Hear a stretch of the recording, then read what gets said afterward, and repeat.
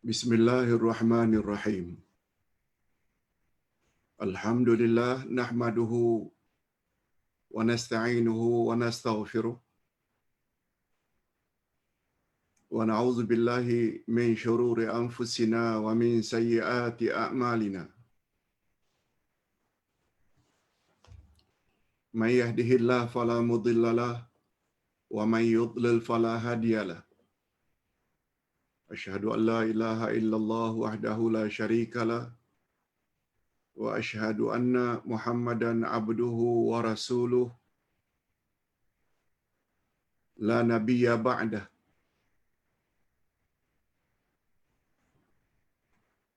Allahumma salli wa sallim ala nabiyyina Muhammad wa ala alihi wa sahbihi ajma'in, amma ba'd.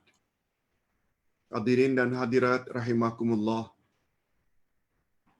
Assalamualaikum warahmatullahi wabarakatuh. Alhamdulillah, kita bersyukur kehadirat Allah Azza wa Jalla. Berkat taufiknya kita dapat meneruskan lagi majlis ilmu kita dengan pelajaran Akidah Ahlus Sunnah wal Jamaah berdasarkan kitab Akidah Ahlus Sunnah wal Jamaah jilid 2, yang pada hari ini kita akan bahas salah satu lagi perkara yang boleh merosakkan akidah, yaitu at-tiyarah. Walaupun beberapa bulan yang lalu kita telah bahas bab ini, tapi berdasarkan urutan yang kita pelajari sejak daripada buku 1, buku 2 secara berurutan, dan juga di atas permintaan sebahagian jamaah, Ustaz ulang sekali lagi topik ini. Ustaz yakin topik ini tidak begitu familiar, tidak begitu dikenal oleh masyarakat Nusantara, at-tiyarah. Walaupun sebenarnya perkara ini banyak berlaku dalam masyarakat.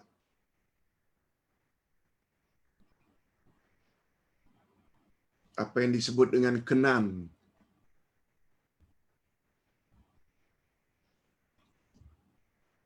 apa yang disebut dengan pantang ini, pantang itu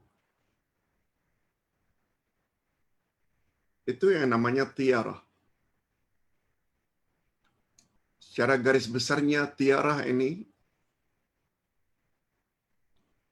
membawa makna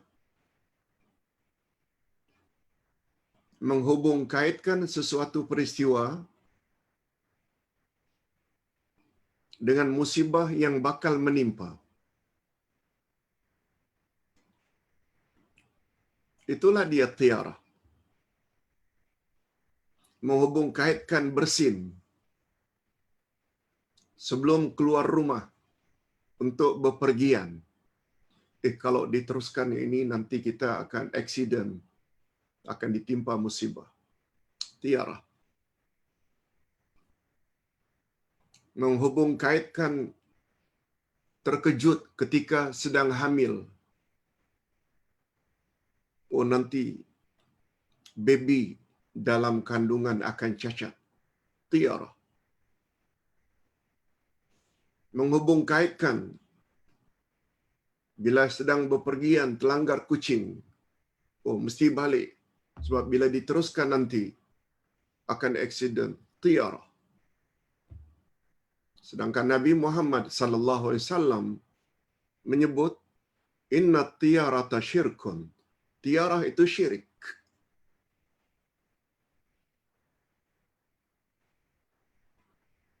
Itu sebabnya gunanya kita belajar ini. Kalau itu perkara-perkara baik sehingga mendorong kita untuk melaksanakannya, bila ternyata perkara itu tidak baik, kita coba untuk menjauhinya dan jangan mempercayainya. Itu peranannya ilmu. Kalau tidak ilmu, semuanya pakai agak-agak. Ilmu itu sangat mustahak.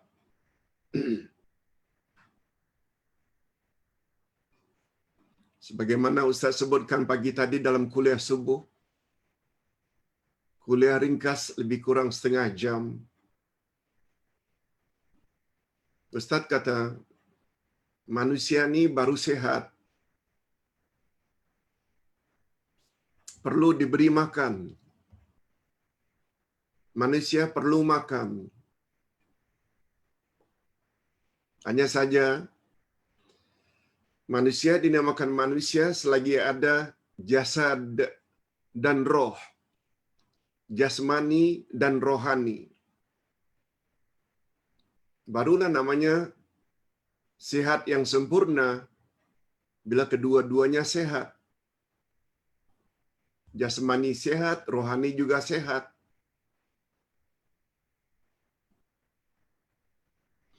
Untuk menyehatkan jasmani dan rohani, kedua-duanya perlu diberi makan.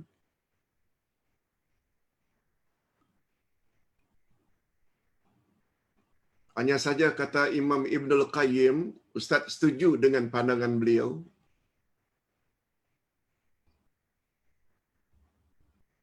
untuk menyehatkan jasmani, berilah makan dengan sesuatu yang tumbuh di bumi.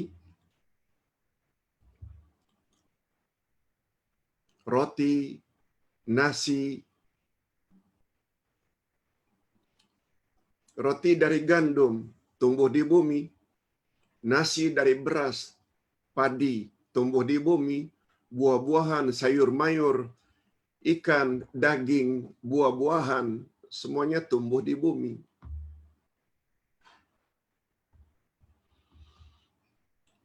Dan untuk menyehatkan rohani, mesti diberi makan dengan yang turun dari langit. Mesti diberi makan dengan apa yang turun dari langit. Apa dia yang turun dari langit? Bukan air hujan. Yang turun dari langit, wahyu.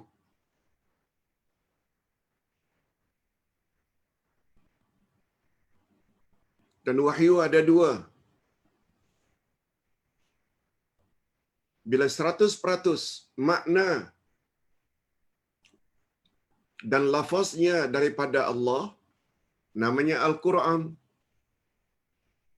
Tapi wahyu bila datang dalam bentuk makna dan Nabi dibenarkan untuk menyusun dengan bahasa sendiri, namanya hadis. Rohani perlu diberi makan dengan wahyu. Dengan kata lain, Quran dan hadis.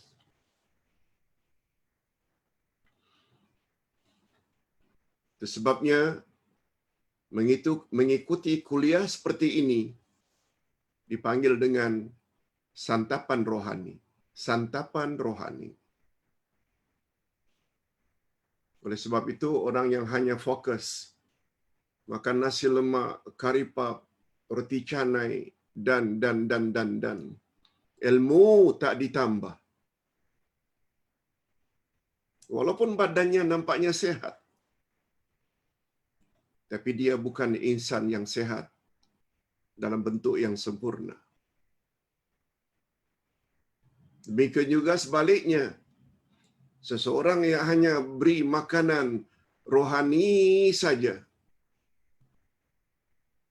jasmani tak diberi makan, terkejar-kejar dengan majlis ilmu,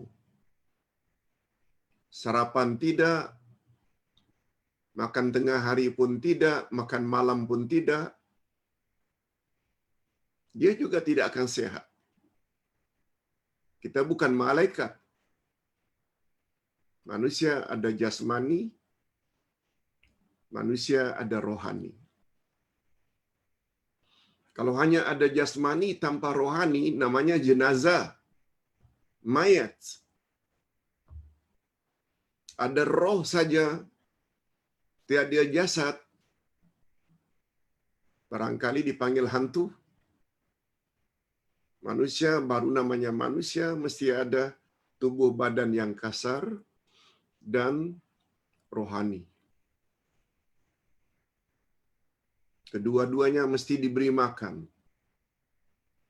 Cuma sebagaimana yang Ustaz katakan tadi pagi, untuk menyihatkan jasmani,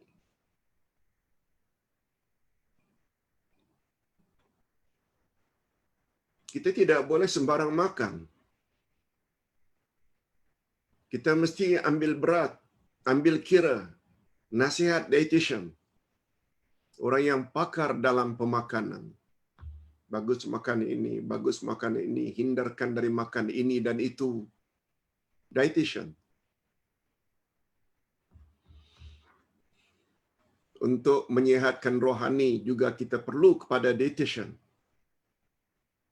Orang yang pakar dalam rohani. Dan orang yang pakar dalam rohani, tak ada yang boleh mengatasi Rasulullah sallallahu alaihi wasallam. Dalam berselawat, dalam berzikir, dalam cara beribadat, ikut Rasulullah. Berapa banyak hari ini selawat yang disebarkan, diviralkan, selawat yang tidak ada asasnya dari Nabi. Oh, baca selawat itu nanti murah rezeki. Oh, baca selawat itu nanti awak bila dah meninggal dunia,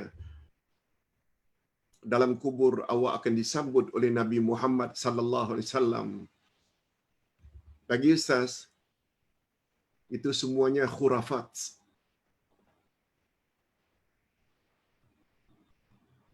Dari mana kita tahu perkara ghaib itu?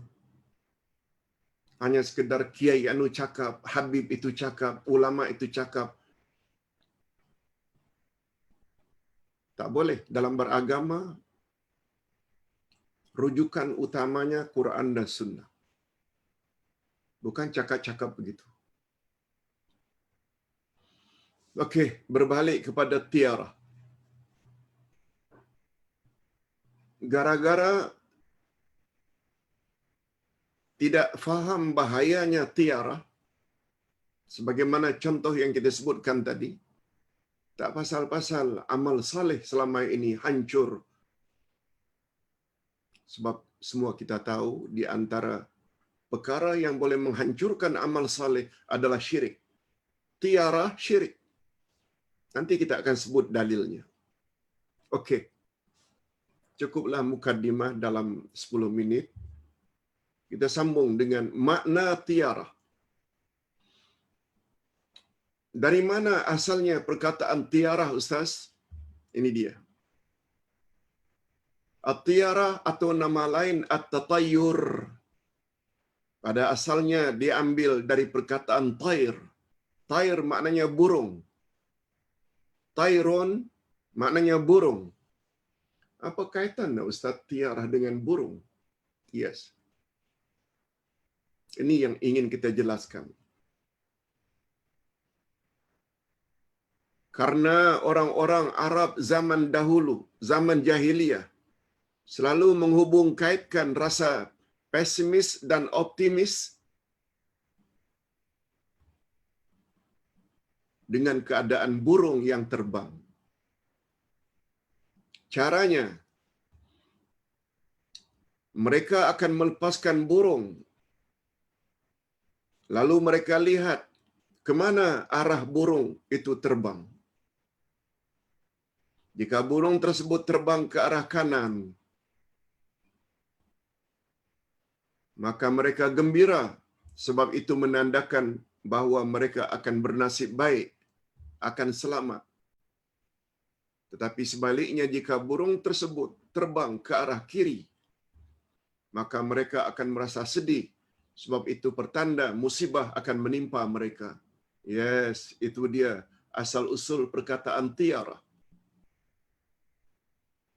Bila mereka akan bepergian, mereka keluarkan dari sangkar burung, lepas.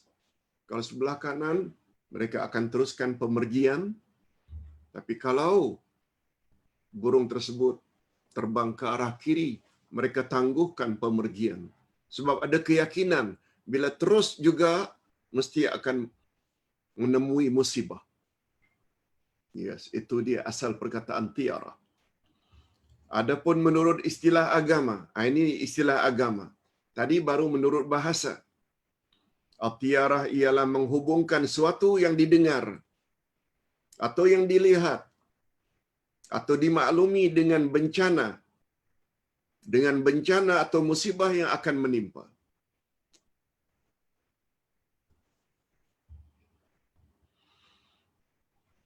Umpamanya jika melihat burung yang terbang ke kiri atau mendengar ucapan seseorang, engkau akan rugi. Atau beranggapan bahawa ada hari-hari, bulan-bulan tertentu, tahun-tahun tertentu yang boleh membawa sial kepadanya. Jangan kawin pada bulan itu, nanti tidak kekal. Jangan dirikan rumah pada bulan itu, nanti rumahnya akan rosak.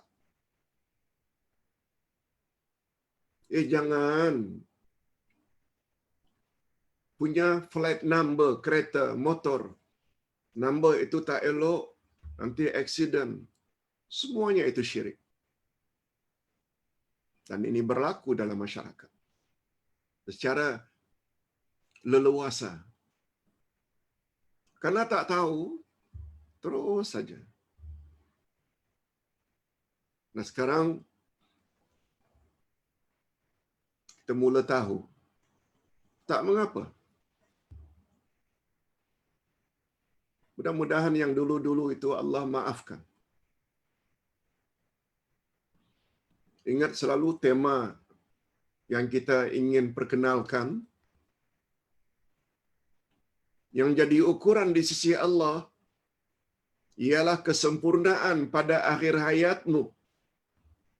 Bukan yang jadi ukuran di sisi Allah serba kekurangan di masa mudamu.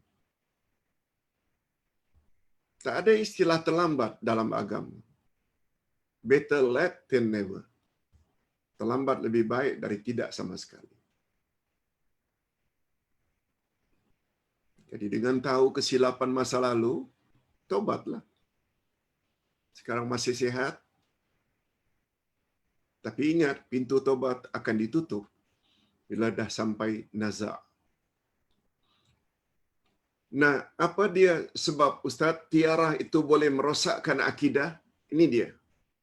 Jika ditinjau dari sudut akidah Islamiyah, maka at-tiarah sebagaimana yang dimaksudkan di atas dapat merosakkan tauhid seseorang karena dua sebab. Yang pertama, orang yang meyakini tiarah telah memutuskan tawakalnya kepada Allah,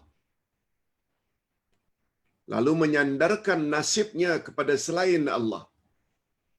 Ini ada kaitannya dengan akhirnya mereka pakai tangkal inilah, tangkal itu.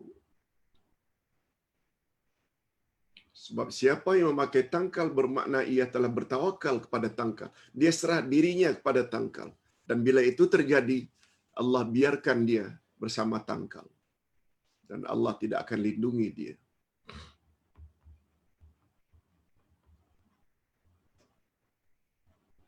Barangkali semalam Ustaz ada sebut. Dan Ustaz ulang sekali lagi. Dalam kuliah subuh tadi.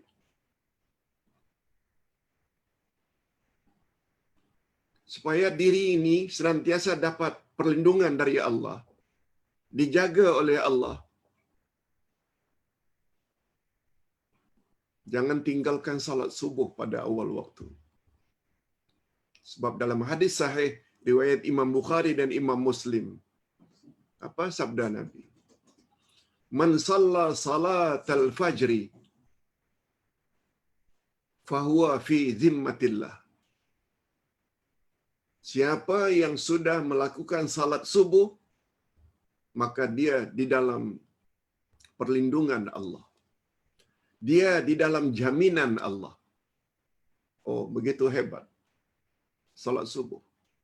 Begitulah salat-salat yang lain. Okey, itu satu. Bila kita ada tiarah, pada bulan ke, pada tanggal ke, pada sesuatu ke, bermakna tawakal kita dah rosak. Tapi Ustaz, kadang-kadang apa yang kita dah terima dari nenek moyang, kadang-kadang terbayang-bayang juga. Okey, ada penyelesaiannya nanti. Ada solusinya nanti. Bila itu teringat, tak mengapa teringat, segera baca doa yang diajar oleh Nabi. Nanti kita akan sebut. Yang kedua, apa kaitannya tiarah dengan rosaknya akidah, Pak Ustaz? Yang kedua, orang tersebut telah menggantungkan sesuatu perkara kepada sesuatu yang pada hakikatnya tidak wujud. Hanya dakwaannya saja menghubung kaitkan bersin di muka pintu sebelum keluar rumah dikaitkan dengan musibah yang akan menimpa. Terlanggar kucing, apalagi kucing itu kalanya hitam, mesti berpatah balik. Kalau diteruskan, tak ada sama sekali itu semuanya. Cuma syaitan yang menyuruh kita menghubung kaitkan itu supaya kita syirik. Umpamanya, apakah hubungannya antara burung yang terbang ke kiri atau ke kanan membawa musibah atau membawa keuntungan? Tak ada kaitan langsung.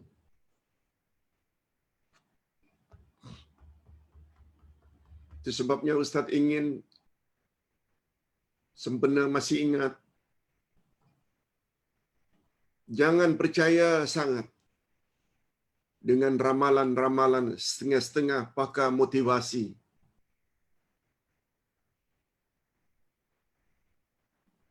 Oh, awak lahir bulan itu ya, awak akan jadi begini, begini, begini. Oh, awak lahir bulan itu ya, oh, awak akan jadi orang yang begini, begini, begini. Dia boleh membawa kepada tiar. Tak ada kaitan itu semua dengan kehidupan kita.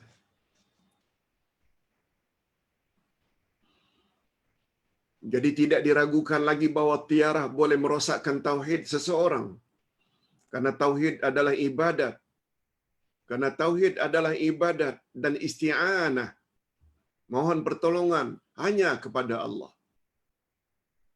Ini sebagaimana firman Allah. Semua kita tahu, ini ayat yang paling utama dalam Al-Quran. A'udzubillahi minasyaitonirrajim. Iyyaka na'budu wa iyyaka nasta'in. Hanya kepada Engkau kami beribadat atau menyembah, dan hanya kepada Engkau kami mohon pertolongan. Ustaz katakan ini adalah ayat yang paling utama, tanpa menafikan ayatul kursi. Coba dengar seorang yang pakar Quran zaman Nabi, yang bernama Abdullah ibnu Mas'ud, ketika ditanya, wahai Abdullah bin Mas'ud, kalau surat Al-Fatihah itu inti Al-Quran, induk Al-Quran, itu sebabnya dipanggil Ummul Quran atau Ummul Kitab, apa pula induk dari surat Al-Fatihah? Beliau jawab, induk Quran Al-Fatihah. Induk Al-Fatihah, iyyaka na'budu wa iyyaka nasta'in. Apa sebab? Sebab iyyaka na'budu sama dengan la ilaha illallah. Kalimat tauhid. Jangan sampai lari tawakal kita. Beribadat dan tawakal mesti kepada Allah. Barangkali kita masih ingat, ibadat ada 4 jenis. Satu di antaranya ibadat hati. Dan satu di antara contoh ibadat hati adalah tawakal. Selain ikhlas, sabar, al-mahabbah, semuanya itu ibadat-ibadat hati. Dan ibadat mesti ditujukan hanya kepada Allah. Allah berfirman, "Fa'budhu wa tawakkal 'alaihi." Beribadatlah hanya kepada Allah dan bertawakallah kepadanya. Dan atas dasar itulah maka Rasulullah sallallahu alaihi wasallam mengawini Aisyah pada bulan Syawal dan bergaul juga dalam bulan Syawal. Dan ternyata Aisyah adalah isteri baginda yang paling dicintai. Nabi sengaja berbuat demikian, iaitu kawin dalam bulan Syawal.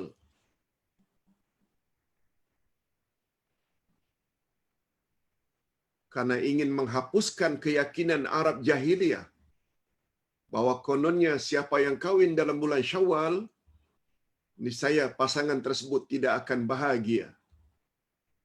Dan keyakinan ini tidak berasas sama sekali.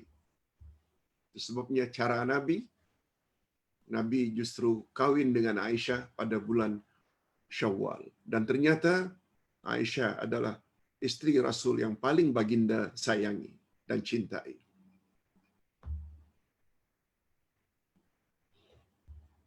Alhamdulillah, Uday juga kawin dalam bulan Syawal.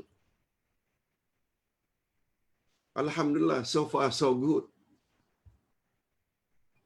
Aman, tentram, harmoni senantiasa.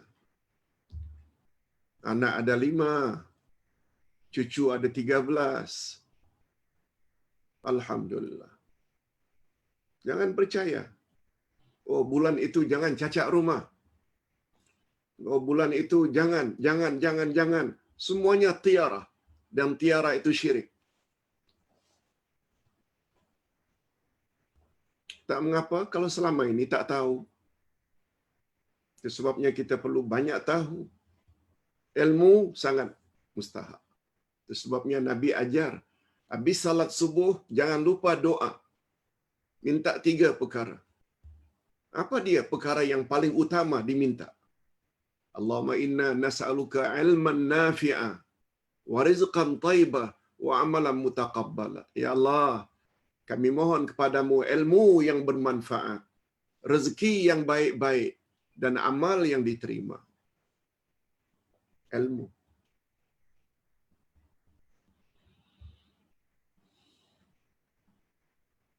Cuma ilmu Islam ini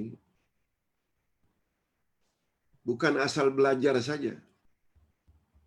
Sebabnya di antara ciri-ciri Ahlus Sunnah wal Jamaah, golongan yang selamat dari neraka, mereka bila belajar perlu kepada manhaj. Apa makna manhaj? Bila kita lihat dalam kamus Arab English, manhaj itu maknanya sistem. Manhaj itu maknanya kurikulum. Manhaj itu maknanya metodologi. Manhaj itu dengan makna syllabus.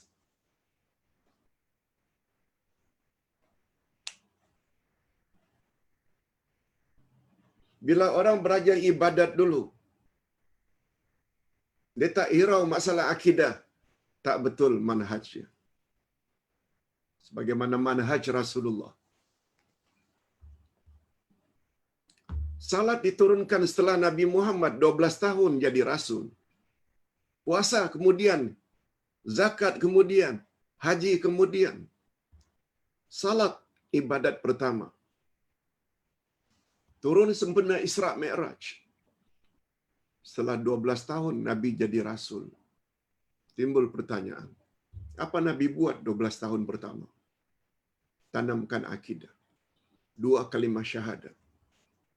Sebabnya pelajaran hakikat 2 kalimah syahadat 19 siri sangat mustahak untuk difahami. Itu namanya belajar dengan syllabus. Belajar dengan manhaj. Tanpa kita sadari sebenarnya kita sudah lalui. Cuma sayangnya dalam hal keduniaan, tadika punya silibus sesuai dengan tahap pemikiran anak tadika. Sekolah rendah atau kalau di Indonesia sekolah dasar SD, sekolah kebangsaan kalau di Malaysia, silabusnya sesuai dengan umur anak 7 tahun hingga 12 tahun.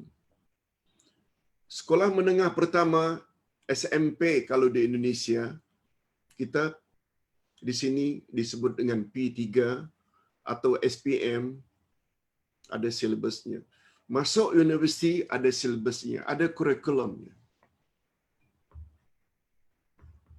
Tapi dalam bab agama, belajar agama, kita tak ikut silabus. Kadang-kadang kita dulukan tasawuf sebelum fiqh.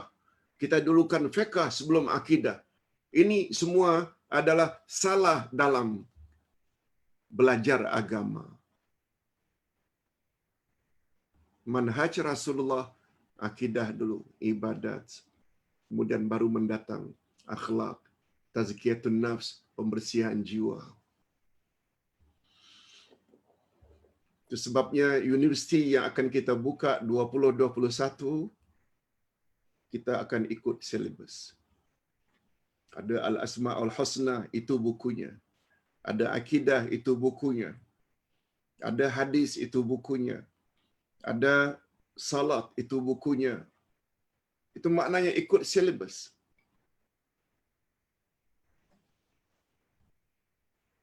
Gara-gara tidak ikut silabus lah, salat tak tinggal, tapi syirik buat juga. Gara-gara tak ikut silabus lah, salat puasa haji, tapi buat bid'ah juga. Apa sebab? 2 kalimah syahadat tidak dibahas dulu.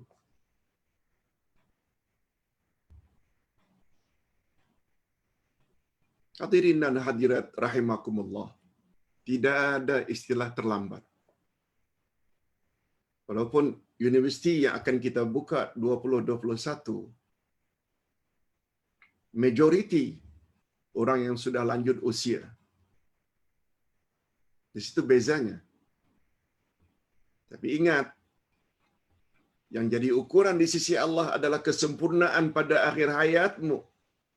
Kita tidak betulkan keadaan. Kita teruskan.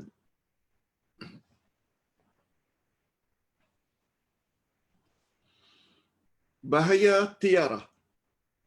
Ini. Ingat kata Sayyidina Ali, belajar ini ada 2 tujuan.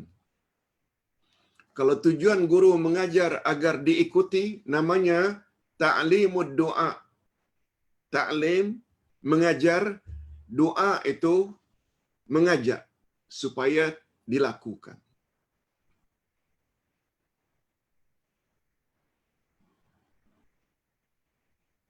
Dan yang kedua, guru mengajar supaya audiens atau jemaah jauhi, waspada, berhati-hati. Itu namanya ta'limul inzar. Jadi kita belajar tiarah ini, dia termasuk di dalam ta'limul inzar. Kita beritahu bahaya tiarah, supaya kita waspada pada masa depan. Kesan negatif atau bahaya yang ditimbulkan oleh tiarah pada diri seseorang tidak mungkin terlepas daripada 2 kemungkinan berikut. Yang pertama, dia akan memperturutkan kehendak tiarah tersebut, lalu meninggalkan usaha atau ikhtiar yang sewajarnya. Dan inilah jenis tiarah yang paling berbahaya.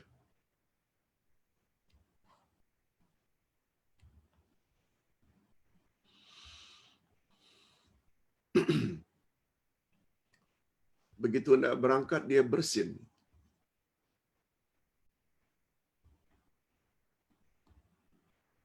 Lalu buka baju balik, lalu tidur.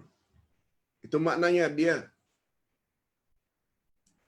tiarah yang dia yakini itu menghalang dia untuk pergi. Ini yang paling bahaya.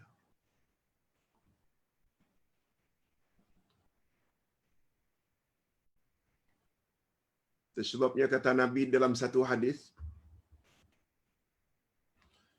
salasatun lazimun li ummati Ada 3 perkara mesti ada pada umatku.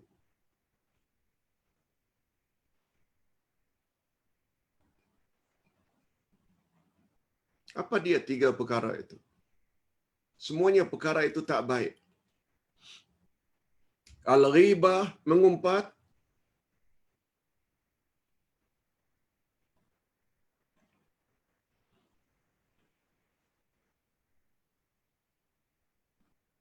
Yang kedua,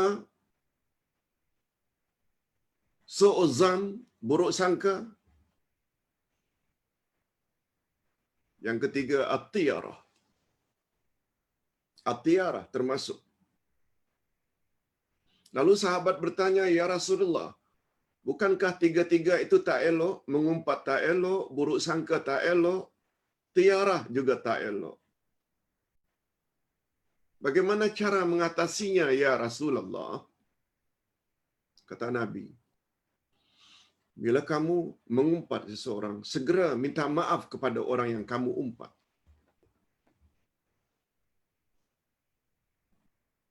Mungkin ada yang jawab, "Oh, susahlah kalau begitu, Ustaz.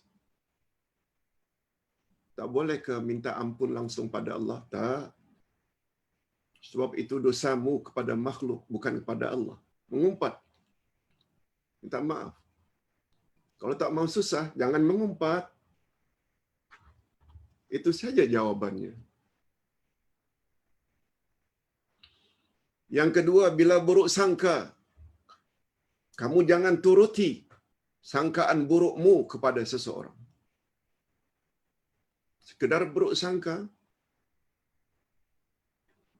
terlintas begitu saja, dia belum dosa lagi. Sehingga kamu turuti dia ke mana dia pergi. Atau sehingga kamu cakapkan pada orang lain.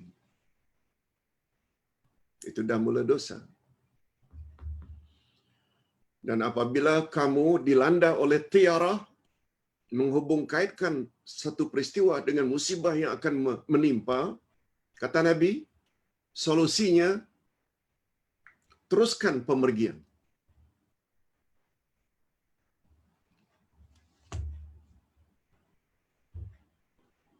Kalau tadi ingin pergi, lalu ada tiarah karena bersin, teruskan pergi. Dan berusaha baca doa keluar rumah. Bismillah tawakkaltu 'ala Allah. Subhanallazi sakhkhara lana hadza. Banyak sungguh. Serahkan diri kepada Allah. Yes. Semuanya ada solusi. Lagi-lagi perlu kepada ilmu.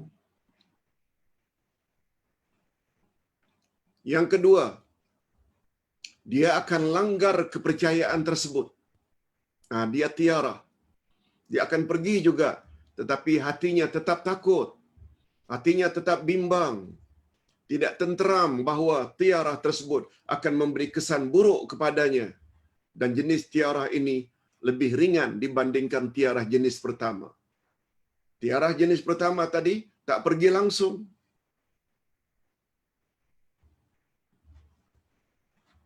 Balik dari kebun, balik dari hutan, beritahu isteri, yang tadi abang telah bunuh ular, bang. Atau bunuh monyet. Istrinya terkejut. "Abang, saya kan sedang hamil.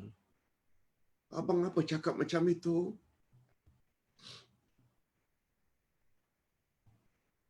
Nanti anak kita cacat.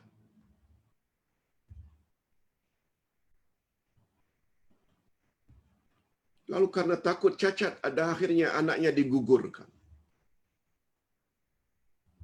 Masalah lagi. Karena terlalu percaya pada tiarah, sanggup. Atau dia tidak gugurkan, tapi terus-menerus dia bimbang anaknya cacat, anaknya cacat. Nanti anak tersebut akan cacat, betul-betul cacat. Kata ulama akidah, mengapa anak tersebut cacat? sebagai hukuman daripada Allah kepada orang tersebut. Mengapa dia tidak minta pada Allah agar babynya diselamatkan oleh Allah? Sambil membaca doa, nanti kita akan ajarkan doa.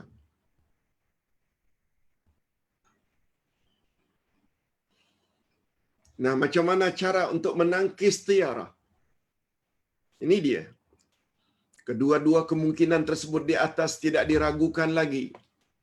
Dapat merosakkan tauhid seseorang. Sama ada dia karena tiara langsung tidak pergi, atau karena tiara terus saja dalam keadaan tidak tenang walaupun dia pergi, kedua-duanya boleh merosakkan akidah. Bahkan dapat memudaratkannya. Oleh itu, jika kita menghadapi suatu tiara yang menurut kepercayaan setengah orang boleh mendatangkan perkara yang tidak diinginkan, maka sebaiknya kita membaca doa ini. Tolong ikuti. Allahumma la ya'ti bil hasanati illa anta, wa la yadfa'us sayyiati illa anta, wa la hawla wa la quwwata illa bika. Ini doanya. Hadis sahih riwayat Abu Daud. Artinya, ya Allah, tidak ada siapapun yang dapat mendatangkan kebaikan kecuali Engkau. Dan tidak ada kuasa yang dapat menolak bahaya kecuali Engkau. Tiada daya, tiada kekuatan melainkan dengan izin Engkau. Nah, tambahlah, ya Allah, aku terkejut setelah suamiku mengatakan dia bunuh monyet.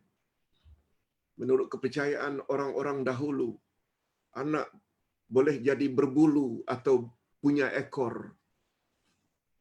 Tapi aku tidak percaya, ya Allah. Selamatkanlah aku dan selamatkan baby dalam kandunganku, ya Allah. Sebab aku percaya tidak ada yang dapat menyelamatkan aku dan babyku kecuali Engkau. Tidak ada yang dapat menghindarkan aku dari bahaya kecuali Engkau. Tidak ada daya, tidak ada kekuatan kecuali dengan izin Engkau, ya Allah. Ini doa yang perlu kita baca kalau ada perasaan seperti itu. Datang dari Nabi. Bukan dari Kiai Anu enggak. Datang dari Nabi. Pasti betul.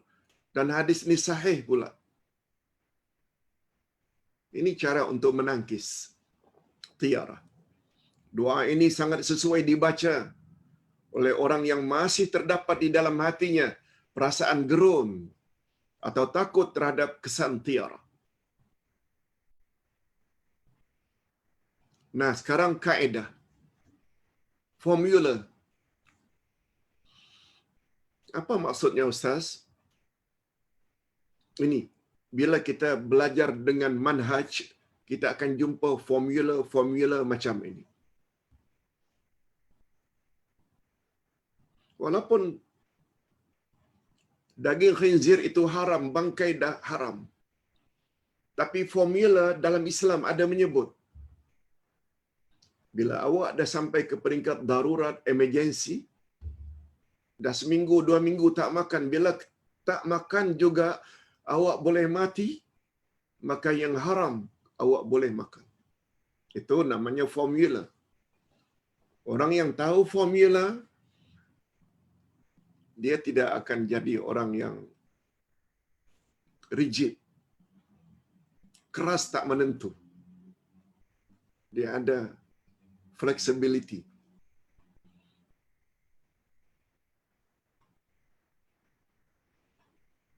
Salat fardu yang 5 tidak sah kalau tidak berdiri. Tapi atas sebab-sebab tertentu, awak boleh duduk. Ganjarannya sama. Tak mampu duduk, baring. Ganjarannya sama bila awak dalam keadaan sakit. Yes, itu namanya formula. formula atau kaedah, kaedah, dia dapat meletakkan sesuatu pada tempatnya. Membatasi jumlah jemaah di masjid dan surau hari ini,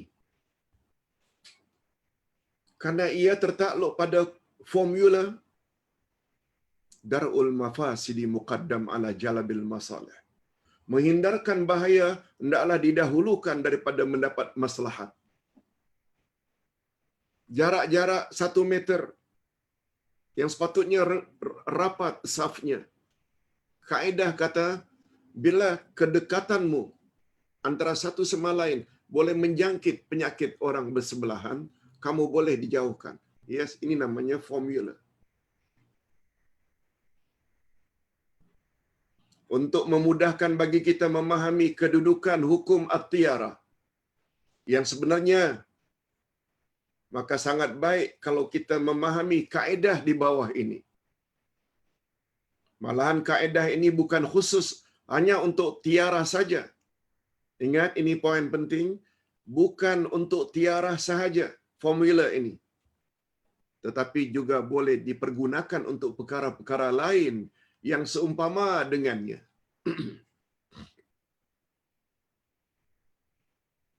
Ini kaedahnya. Anna kulla man i'taqada fi syai'in annahu sababun wa lam yuthbit annahu sababun la kaunan wala syar'an fahuwa syirkun asghar. Li'annahu laisa lana an nathbuta anna hadha sababun illa idza kana Allahu qad ja'ala sababa kaunan kana aw syar'a.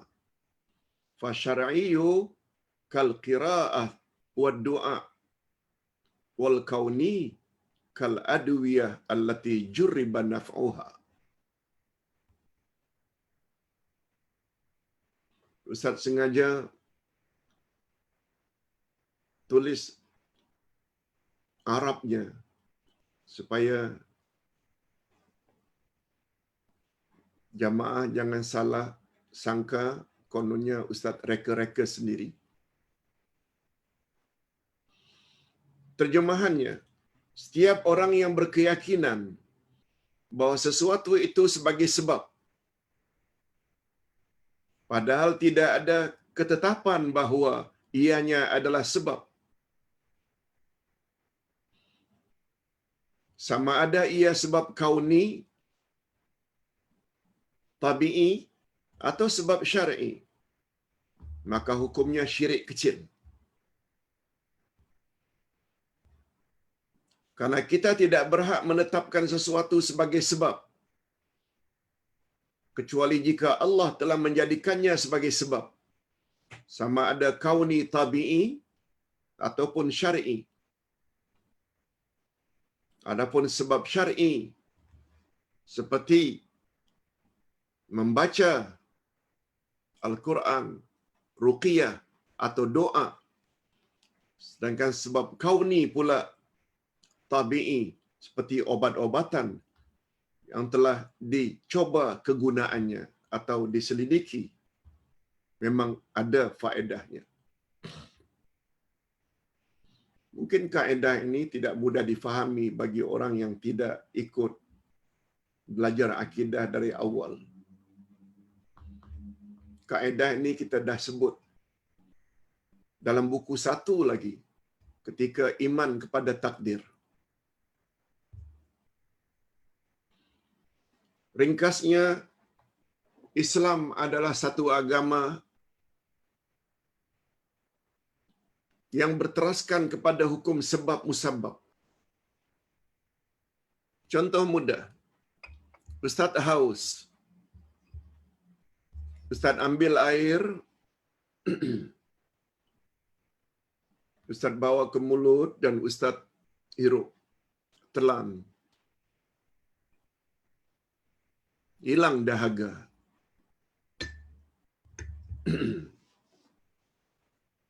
Yang menghilangkan dahaga adalah Allah. Keyakinan kita. bukan air yang menghilangkan dahaga. Namun demikian air kita perlukan karena air adalah sebab sehingga dahaga menjadi hilang. Yang menghilangkan dahaga adalah Allah, bukan air. Namun demikian sebab perlu. Bila kita lapar, kita makan. Bila kenyang setelah makan, yang mengenyangkan kita adalah Allah. Namun makanan tetap perlu diambil sebab makanan sebab. Bila sakit, telan Panadol, telan painkiller kalau pening, atau obat-obat tertentu.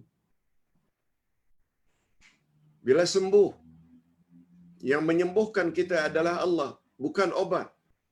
Obat adalah sebab. Bila ditanya, mengapa Ustaz itu semua boleh dijadikan sebab? Sebab jawabannya, Allah memang jadikan air untuk menghilangkan dahaga. Allah memang jadikan makanan untuk menghilangkan lapar. Allah memang jadikan obat sebab untuk kesembuhan. Itu sebabnya kita dah sebut dah minggu lalu. Apabila seseorang minta agar dilindungi daripada makhluk halus, pakai tangkal, benang kuning, benang hitam. Mengapa jatuh syirik? Karena dia telah ambil sebab untuk terhindar daripada gangguan makhluk halus. Yang sebab itu Allah tidak pernah jadikan ia sebagai sebab. Beza dengan Allah jadikan air sebagai sebab untuk hilang dahaga. Lain halnya Allah jadikan makanan sebagai sebab untuk hilangkan lapar. Lain halnya attend kelas sebagai sebab untuk bertambahnya ilmu. Itu semuanya sebab-sebab yang Allah memang dah jadikan ia sebagai sebab. Menjadikan sebab untuk tercapai sesuatu yang Allah tidak jadikan dia sebagai sebab, syirik hukumnya. Bila dia jadikan sebagai sebab sesuatu yang Allah tidak jadikan sebab.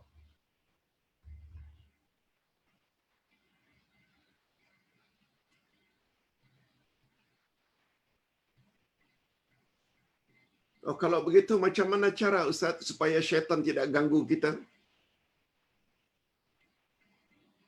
Nabi dah sebut dah. Jangan kamu jadikan rumahmu seperti kuburan, sunyi senyap.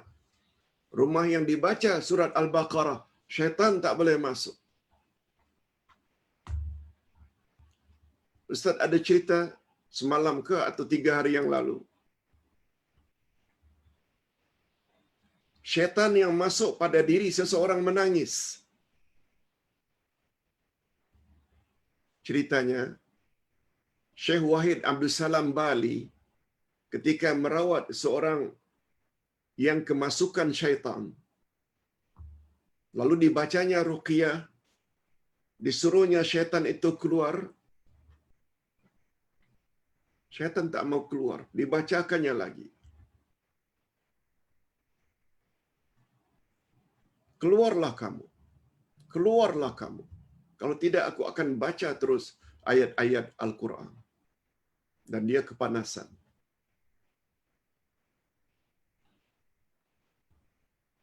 Akhirnya syaitan bercakap, aku akan keluar, tapi dengan satu syarat. Aku akan masuk ke dalam diri kamu. Syekh Wahid Abdul Salam Al-Bali menjawab, masuklah ke dalam aku.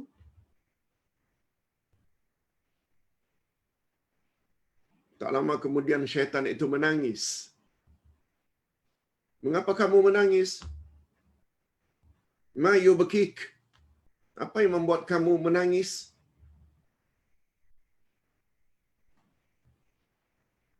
Akhirnya syaitan tersebut mengaku dengan terus terang, aku tidak dapat masuk ke dalam dirimu karena kamu mengamalkan 100 kali la ilaha illallah wahdahu la syarikalah lahul mulku wa lahul hamdu wa huwa ala kulli syai'in qadir. Dan ternyata itu tertera di dalam hadis yang sahih riwayat Imam Bukhari dan Imam Muslim. Siapa membaca la ilaha illallah wahdahu la syarikalah lahul mulku wa lahul hamdu wa huwa ala kulli syai'in qadir 100 kali pada waktu pagi, 100 kali pada waktu petang, syaitan tidak akan dapat mengganggu dia. Hadis sahih riwayat Imam Bukhari, Imam Muslim. Dan Ustaz sebut perkara ini dalam kitab Ustaz Wirid Pagi dan Petang. Kalau tak salah pada muka surat 73. Sila rujuk. Jadi sangat bagus, saban hari. Malah sahabat pernah bertanya, "Ya Rasulullah, adakah orang yang lebih baik daripada orang yang membaca 100 kali?" Coba dengar jawaban Nabi.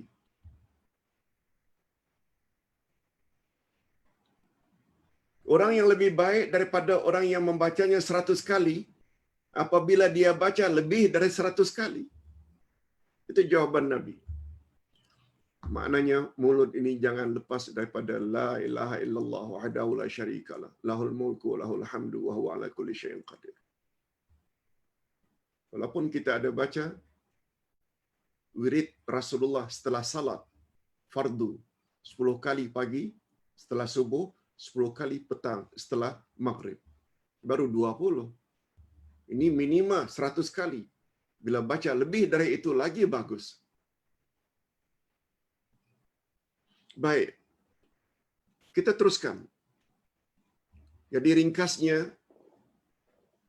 ringkasnya kaedah tadi, bila seseorang itu menjadikan sesuatu sebagai sebab yang Allah tidak jadikan dia sebab, dia hukumnya syirik kecil.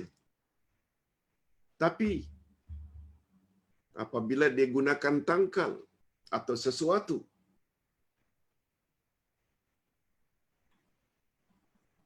tidak sebagai sebab, tetapi sesuatu itulah yang protect dia.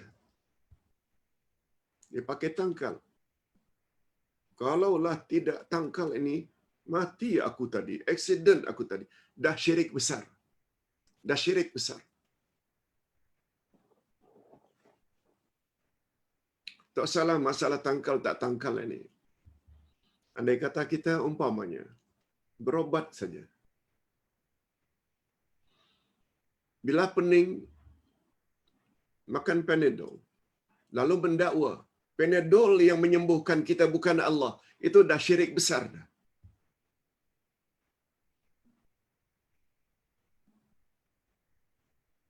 Tapi menggunakan Panadol tak salah. Tapi dengan syarat. Panadol hanyalah sebab sahaja. Itu yang dimaksudkan. Pak Ustaz, apa hukum tiara?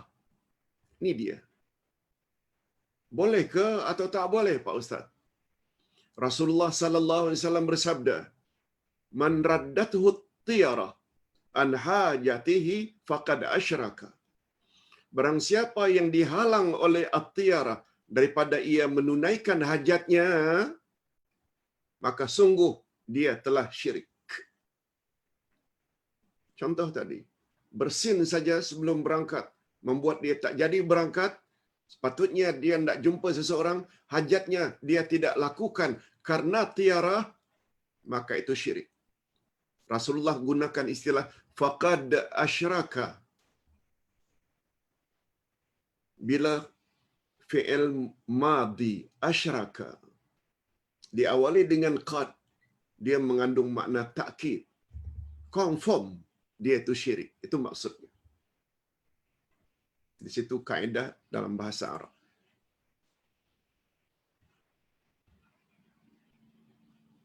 Ini lagi jelas, Nabi ulang sampai 2 kali.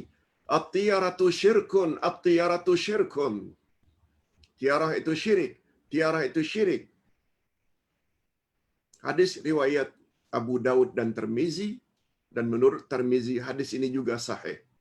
Yang pertama tadi, siapa yang menghalangnya daripada menunaikan hajat karena sesuatu, maka dia sungguh-sungguh syirik. Itu riwayat Bukhari dan Muslim. Ini namanya belajar dengan manhaj.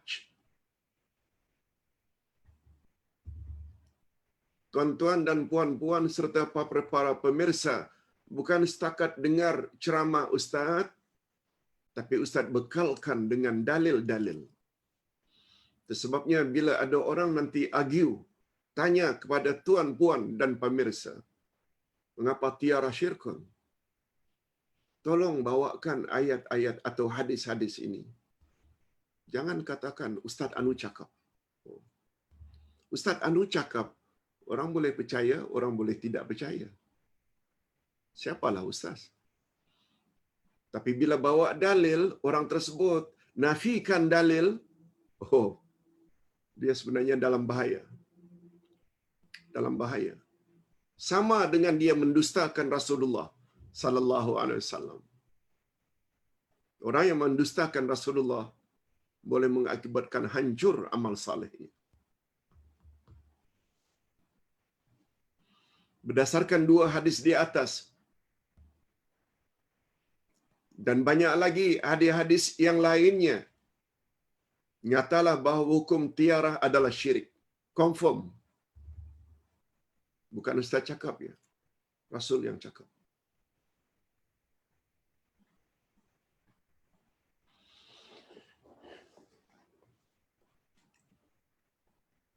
Itu sebabnya kalau ustaz ingin beritahu jemaah sekalian, mengapa ustaz suka menulis? Ustaz sampai di Malaysia tahun 80. Ustaz sampaikan apa yang ustaz tahu. Setelah belajar 8 tahun di Saudi Arabia.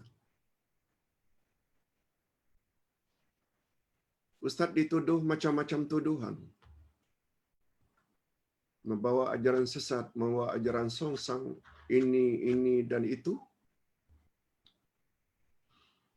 Ustaz tidak give up. Ketika itulah tahun 83 Ustaz mula menulis. Setelah 3 tahun, Ustaz mula menulis. Dengan harapan, tulisan Ustaz dalam bentuk nota ketika itu. Nota saja. Mengajar, buat nota. Mengajar, buat nota. Memanglah agak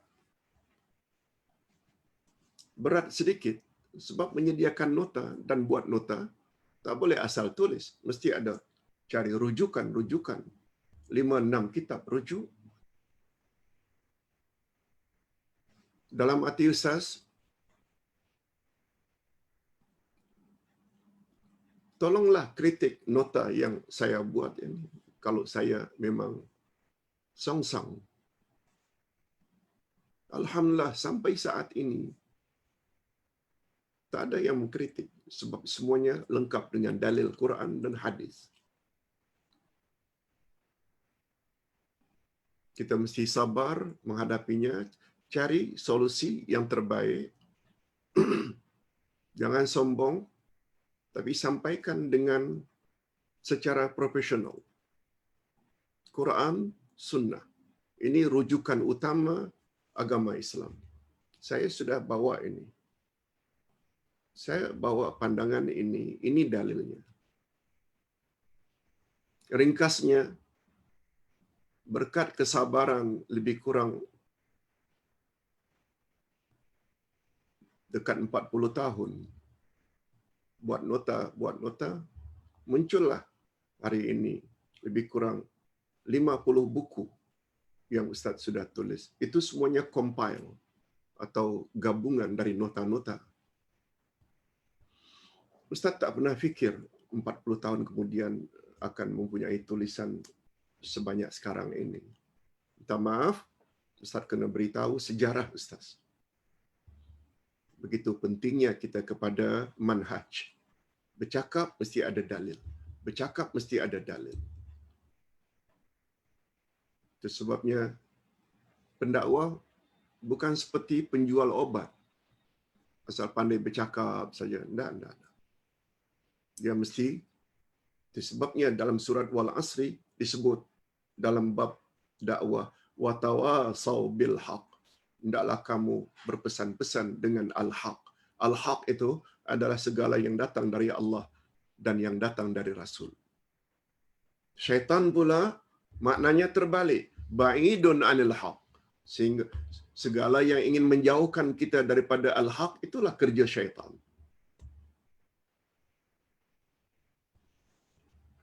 Namun demikian, kita teruskan. Namun demikian, apakah ia termasuk ke dalam syirik besar atau syirik kecil, sangat bergantung kepada keyakinan orang berkenaan. Tadi Ustaz dah sebutkan. Kalau dia meyakini sebab yang dia ambil itu sebagai sebab, padahal sebab itu tidak dijadikan oleh Allah sebagai sebab, itu syirik kecil. Tapi apabila sebab yang dia jadikan itu sebab, dialah yang menyembuhkan, maka itu syirik besar. Ustaz kira perkara ini tak perlu Ustaz perpanjangkan. Mudah-mudahan kita dapat selesaikan pada hari ini. Masih lagi ada beberapa muka surat. Okey, kalau tak sempat nanti kita sudah 1 jam 7 minit dah bercakap. Nah, sekarang kita ingin mengetahui sedikit sebanyak apa dia kafarat at-tiyarah. Lihat muka surat dalam nota 54. Kafarat at-tiyarah. Apa dia kafarat? Kafara bahasa Arab maknanya menutup. Itu sebabnya orang kafir dipanggil kafir karena hatinya sudah tertutup daripada menerima kebenaran.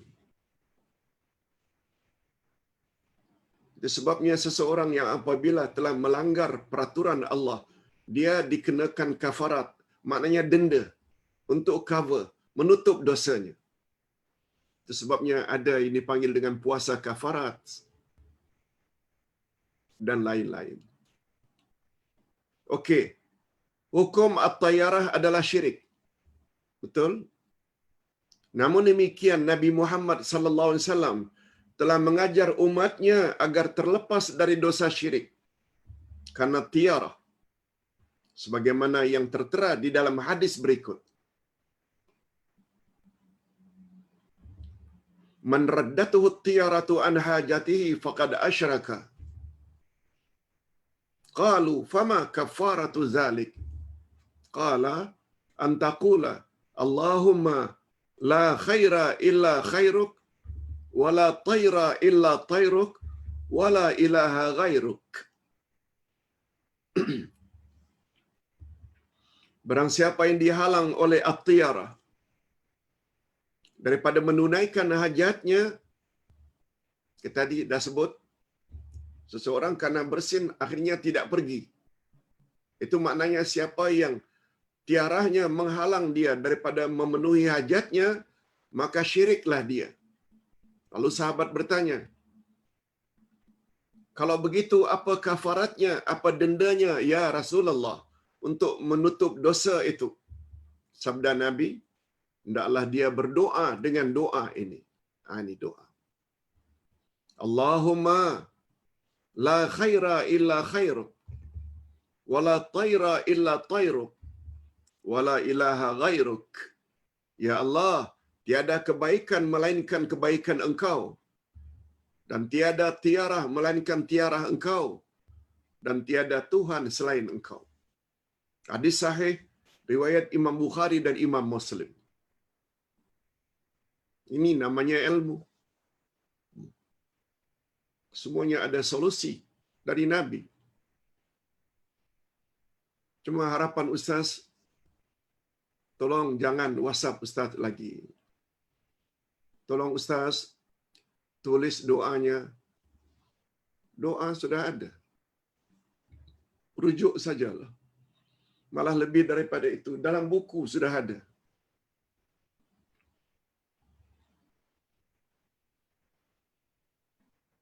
Tinggal amalkan saja. Hadis ini menerangkan tentang keyakinan.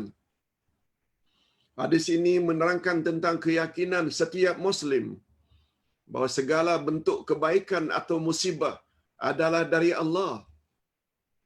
Oleh itu, anggapan bahwa burung mempunyai kaitan dengan musibah atau kesusahan yang akan menimpa seseorang adalah khurafat atau keyakinan yang tidak ada asas sama sekali. Jadi ungkapan dalam doa kafarat tiarah, tiada tiarah melainkan tiarahmu, maksudnya pengakuan kita bahawa sesungguhnya semua burung adalah milik Allah. Tayarah dari kata tairun, burung. Burung tidak dapat melakukan apa-apa, melainkan semua pergerakannya dikawal atau mendapat arahan daripada Allah. Ini sebagaimana firman Allah di dalam surat An-Nahl ayat 79. Alam yarau ila at-tayri musakhkharatin fi jawis sama' ma yumsikuhunna illa Allah inna fi dzalika laayatin liqaumin yu'minun. Tidakkah mereka memperdulikan, tidakkah mereka memperhatikan burung-burung yang dimudahkan terbang di angkasa bebas? Siapa yang mempermudahkan burung itu terbang ke mana, ke sana kemari? Tidak ada yang menahannya selain daripada Allah, sehingga dia tidak jatuh. Bukan sayapnya. Walaupun ada sayap, dia boleh jatuh kalau Allah berkehendak. Sesungguhnya pada yang demikian itu benar-benar terdapat tanda-tanda kebesaran Tuhan bagi orang yang beriman. Nah, lihat tu macam mana tafsir Quran membentuk akidah kita. Itu sebabnya Ustaz tertarik dengan satu kitab yang berbunyi Khudh aqidataka minal Quran. Ambillah akidahmu dari Al-Quran. Macam mana nak membentuk akidah berdasarkan Quran? Kalau kita tak belajar tafsir, nah, itu satu di antara subjek yang akan kita belajar nanti insya-Allah. Secara sistematik dari juz 1, 2, 3, 4. Tak kira seberapa yang boleh. Cuma Ustaz pintaskan dengan juz 30 ada sebabnya. Kerana juz 30 itu pada umumnya menyangkut perkara akhirat.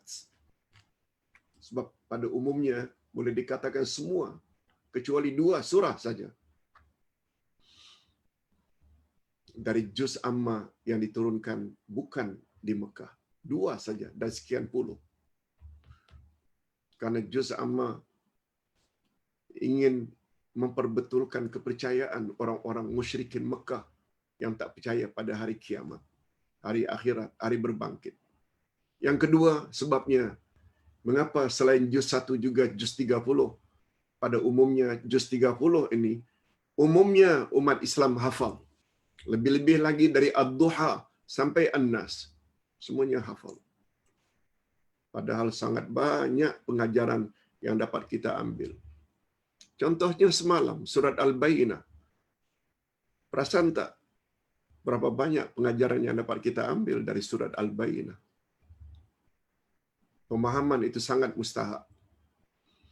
Oleh itu, jika seseorang yang gerun dengan tiarah lalu membaca zikir kafarat di atas, dan ia berpaling dari apa yang terguris dalam hatinya, dan dia tidak memperdulikannya, malahan ia terus bekerja, teruskan pekerjaan yang ingin dilakukannya sambil bertawakal pada Allah, maka Allah akan hapuskan apa yang terdapat di dalam hatinya. Seorang ibu yang hamil, yang Ustaz kenal, dikatakan oleh doktor anaknya akan cacat.